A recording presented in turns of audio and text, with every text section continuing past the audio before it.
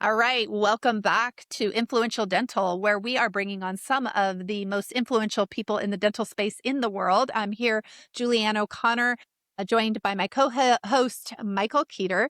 And we are here with Dr. Jumoke Adedoyin, who is also a dear friend. We're so excited. We're actually recording live at ADI 2025 right now. And so it's going to be kind of fun. And let's have a conversation, shall we? So welcome. Thank you for being here on the show. Thanks for having me. It's so great to see you both. Yeah, absolutely. So I know you're going to be kind of turning back and forth today. It's going to be a lot of fun. We're going to get I'm going to get the workout. we're going to get on my physical neck. a little bit. So tell us, you are an extraordinary human in the dental space. You were the chief clinical officer at Affordable, overseeing 100 doctors amongst 400 practices. And you've recently kind of branched out and you're doing some extraordinary things in the industry. We're super excited to hear about it. So tell us, what are you doing? Yeah. What's going on? First of all, when you say 400 practices and 800 people or dentists, like, yes, but like, it's like, whoa, I can't believe that was my life. Like, no wonder sometimes I was like, what time is it? Like, it was a lot, but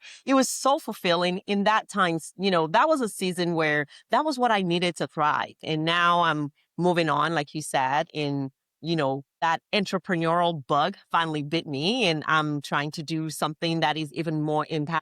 So, as a CCO of Affordable, I was impacting all of those doctors within that space. And I just really felt led or called to dream bigger and to impact wider and not just the doctors in that particular DSO space. So yes, I am working with my dear friend, my partner in crime, Dr. Fenton, and we're building something that we truly believe will revolutionize dentistry, the way we teach, the way we earn when we teach, how we mentor other people. Don't want to give away too much, but we're just saying, look out for us in 2026. We're coming in and we're coming in.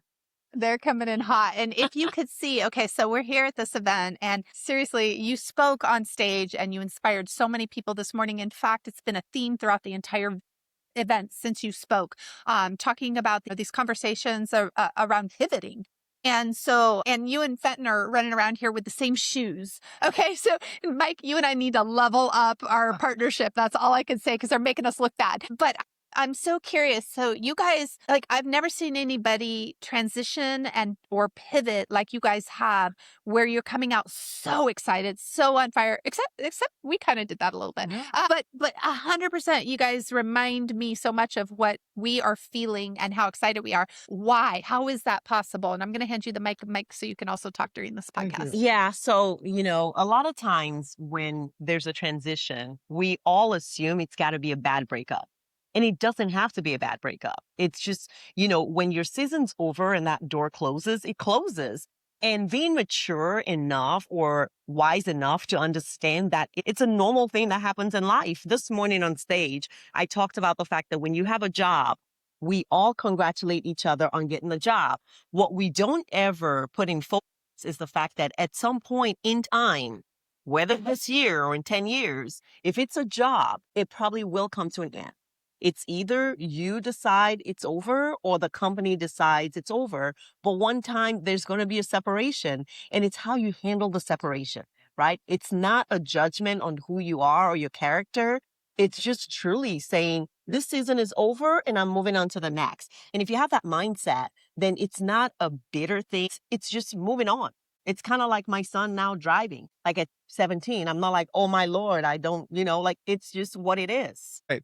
Well, that's so refreshing because I've gone through a similar thing in my own career and with Julianne at Influential Dental, and it's great to see you here as well. And your talk was amazing, and again, spoke to me as well.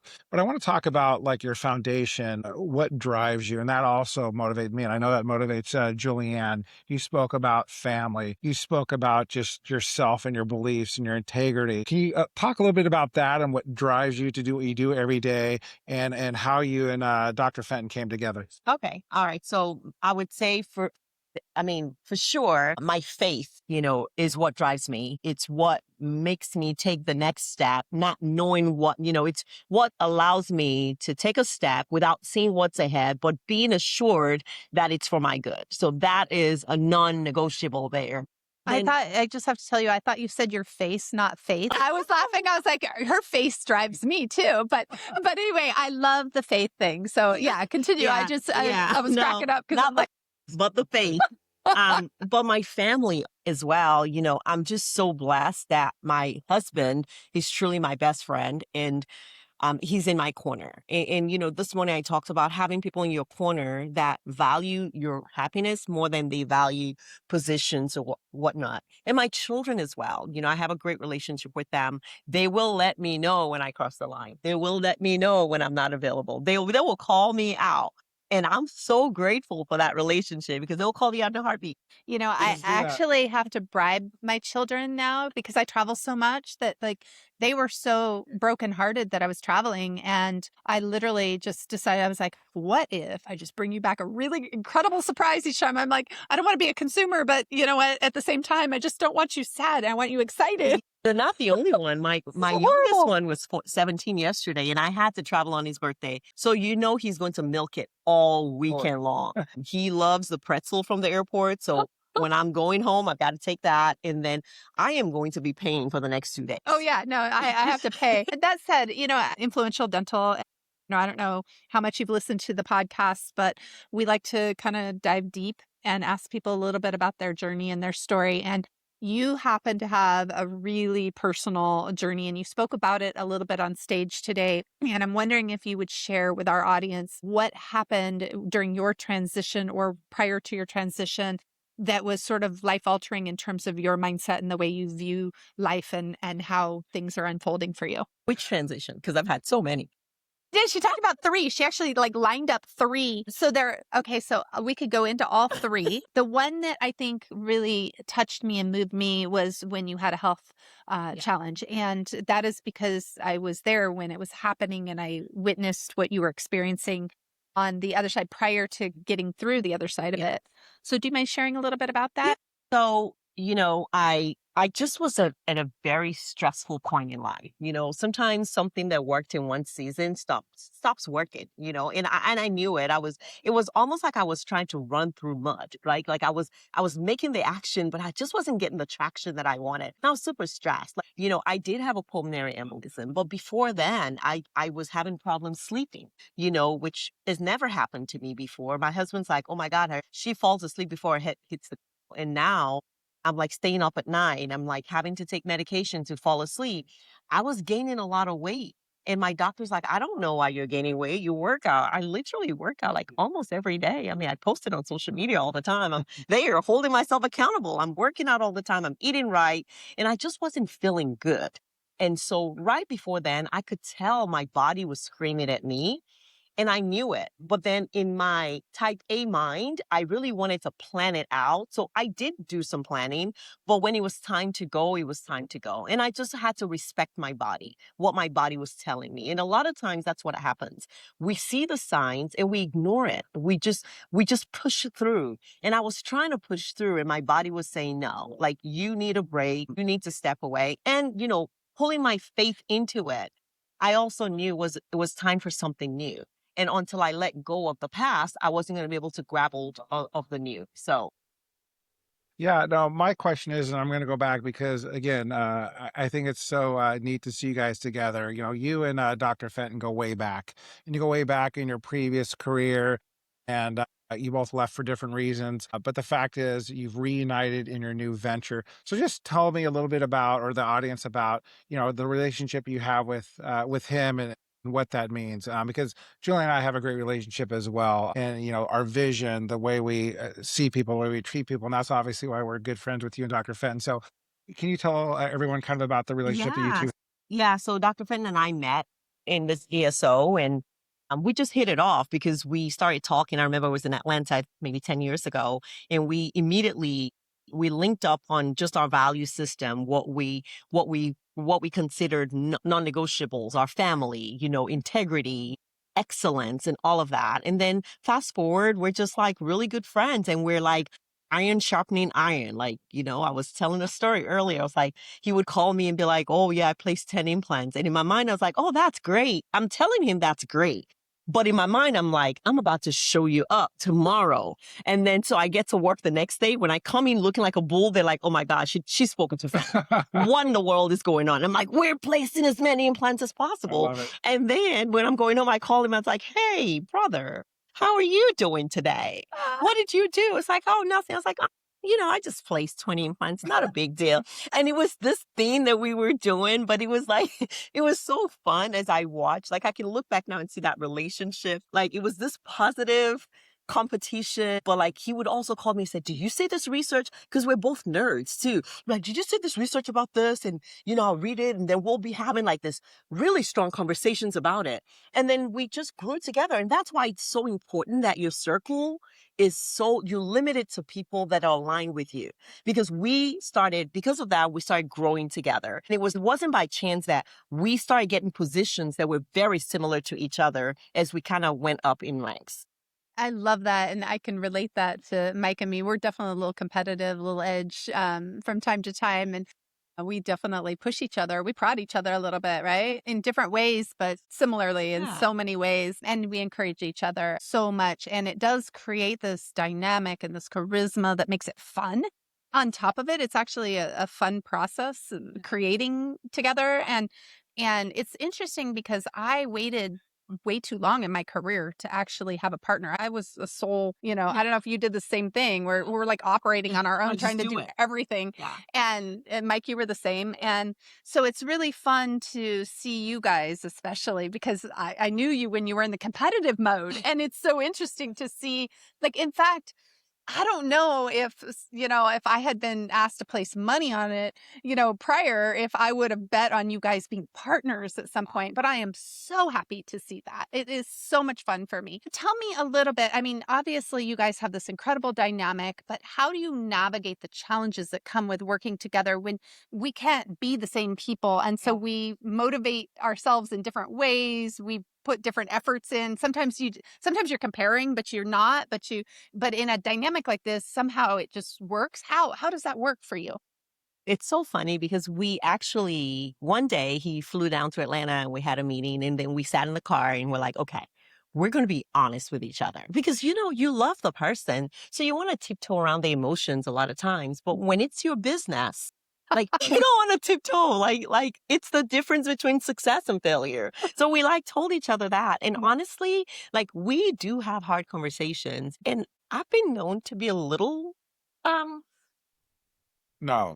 Not, I don't know, because I'm not known to be a little. Julianne is known to be. I said Julianne is, no one heard me. Julianne's known to be, but you are known to be what? we're not going to say the word. Come on We're now. not You're gonna so say it. sweet. I'm so sweet, but I'm very intentional in getting my point across. And so we'll have the conversation. I am like, English is not my first language, I tell him. And he was like, it's a lie. You speak more than I do. You and Julianne are very similar. Oh, Lord. Okay, so first of all, Mike's just not being nice right now. So here's the thing is, you know what? I had to acknowledge that there was a full moon yesterday, okay? Okay. 'Cause I can be a little intense, and I admit it. That's And the word. yeah, and I'm very I'm censored at times and unfiltered a lot behind closed doors with Mike. So one of the things that is a gift is that Mike puts up with me, and frankly, not a lot of people probably would. So I'm super grateful.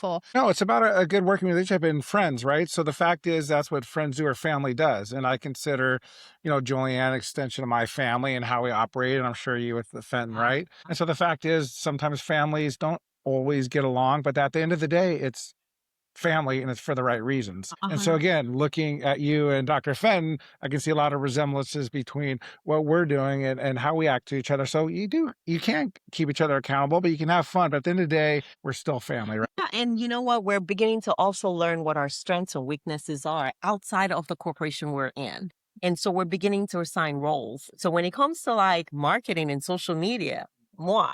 Like he defers to me and I A make all the thousand. By the way, you have to follow her on social media because she's absolutely stunning. She's a lifestyle influencer. And so tell them what your Instagram is. So my Instagram handle is at Dr. Jumoke. So DrJumoke. And I'm on all the platforms. Well, I'm not really on Twitter yet, but I started posting on LinkedIn actually a lot more because I'm getting more of the cerebral interactions that I felt like I was lacking. And I'm getting a lot of that on LinkedIn. So I've been kind of like trolling on LinkedIn a little bit more Okay, I lately. love that. So that's Mike's jam. He's LinkedIn. Like, I don't care if it's midnight, 2 a.m., I'll see pop ups. I have to like turn off my notifications just to sleep. I'm more on the Insta side Yeah. because I'm kind of enjoying the more creative side, I think. And he's more into the cerebral side, I think, a bit. And also all of the just amazing humans that you can collaborate with in that 100%. environment. So there's like so many directions that I want to go. You know, one of the things that you talked about this morning was your kind of journey to the US. Will you share just a little glimpse into that? Because it's so insightful to get to know who you are and what you know, Yeah. experienced and how brave you are. Yeah. So I was 19 years old and I decided I was moving to the US to go to school. And I talked about the fact that in Nigeria, I'm from Nigeria, my mom had a huge family. Like I had a huge family around me. My mom alone had 26 siblings, right? So there was nothing short. Like I had uncles for days and aunties for days. And, you know, if I was left in school, there was a backup to pick me up and a backup to the backup to the backup. And, you know, I didn't have to do anything except go to school, have good grades. That was it. You know, at home, there was a maid, there was a laundry person, there was all of these things. And then I arrived in the US and two things were apparent as soon as I came in. I came in January. I was like, this is what they call winter. We don't have that in Nigeria. Okay. So that was the first thing. I was like, what is this? My face is going to be frostbitten. That was the first thing. And the second thing that was very apparent was that I do have an accent. I did not know that I had an accent. I love that when you said that on stage today, we were all laughing because we were like, isn't it so interesting that we don't even see how much we stand out? And that's something I want to add to this before I hand the mic over. You know, one of the things about you that right away we hit it off on was just like how much you want to go ahead and step into your power and stand out. Not selfishly in any way, shape, or form, but in a way that really is out there to help people. And so tell us a little bit about that. What is your motivation? And I know we have to probably do a time check here because we're also co-hosting this event right now. And so we have to run back on stage. So this is kind of a crazy, we're going to have to do two parts. 5 more minutes. We have like 5 more minutes. So, but yeah, so what is it about you that wants to stand out? And then secondly, how can people be inspired by that? Be themselves, be authentic and all of that. And I'll hand this to you, Mike. Yeah. So, you know, my journey from Nigeria, so I was, you know, I had an accent and now I had to learn to shrink because I had to question myself before I spoke because people are like, what did you say? You know, and it's more a psychological thing that happens to you and you're having to like have conversations in your head. But I think over that time, before I came into who I really was, I started shrinking. You know, and so this person you see now is not the same girl. Like a lot of my friends see me like, what happened to you? Like you've just bloomed. And that was because I gave myself permission to be me. And I think when I came into the US, I know when I came into the US, I took on the persona that was not really me, but I thought it was safe because nobody would see me and nobody would question me. And so as I look around and I see more, honestly, more immigrant professionals, and I see them doing what I did 30 years ago, that is one of the motivation is to say, hey, that was me. And there is no, like, you don't gain anything from doing that. So I want to be the picture to say you can, like, to see me, not because of my story, but what I represent, to say you capable, you do have a voice and your voice does carry, you know? So a lot of people talk about their whys. I also want to talk about the why nots. People are like, my children are my whys, but I also want to challenge on the why nots. You know, if there's not a woman speaking, why not you?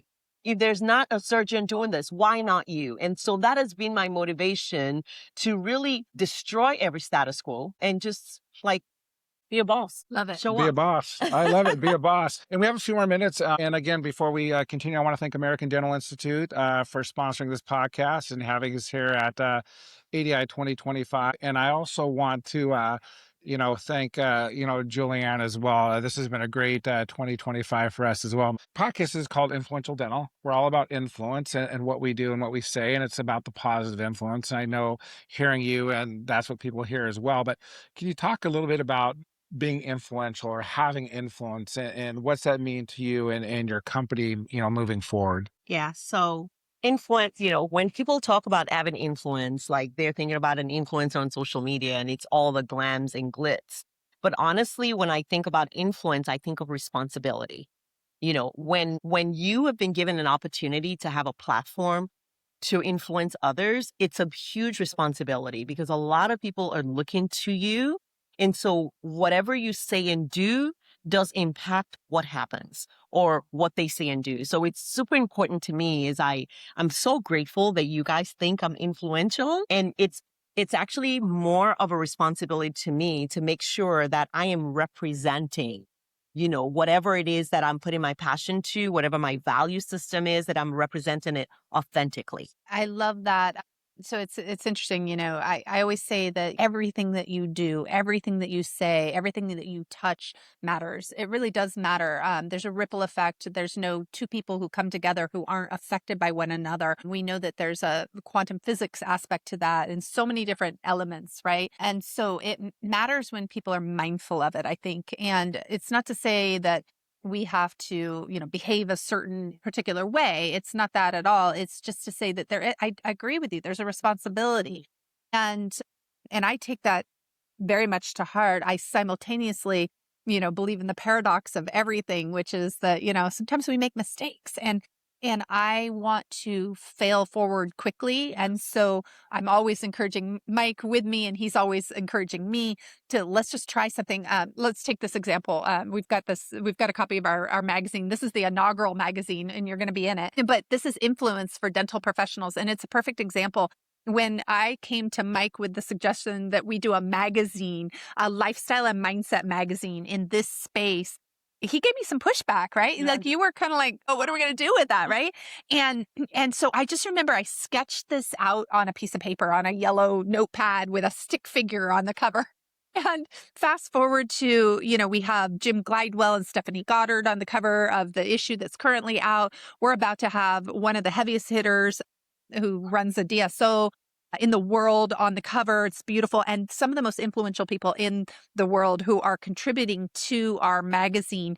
And it is so powerful to see your dream come to life in ways that you never dreamed actually when you came up with the concept. It comes out in a totally different way than you expect. What do you expect right now so that when we record again and we see what really comes out of this partnership that you have with Fenton, what do you expect to have come out of this partnership? Year, so we can My, talk about this my. next year. No, I'm just teasing you, but I know we'll see plenty of you Yeah. next year. But as Julianne said, what are you visioning for yourself into 2026? 26 envision that I would be, first of all, the best version of me. So I can tell already that I've grown just the last few months, and you're going to see a better version. You're going to see more authenticity. I think, even with my brand, that's always been it. I don't hide, right? So you're going to see me more authentic. You're going to that's going to be one of the things. And Look out, world. look out, world. She's coming. And, I just want to help other people see what is possible. So this next year, that's one of my goals that I've already set is wherever I go, whatever platform I have the opportunity to step in, my goal is one person is changed or one person is motivated or one person changed direction. That's it. If I can impact one person every time I go out, then 2026 is going to be a huge win for me. Okay, so that's huge. I love that. We do have to wrap up on that note. I'm just going to share that when I launched my very first book, this is just a quick little story. I remember that I was like, I wasn't trying to be an author, but I wrote the book. I put it out there. I had all sorts of different, things happening with the book. And then I got an email, and it was from one person who said that that book saved their life. And I went, if that was the only reason I ever wrote that book, the cost was way too high to not have done it. And so I commend you for wanting to make a difference in this world. I know you're already making a difference. just by being here with us right now. And for our podcast listeners, thank you so much for being on our show. Another shout out to American Dental Institute, who are our co-collaborators on Influential Dental.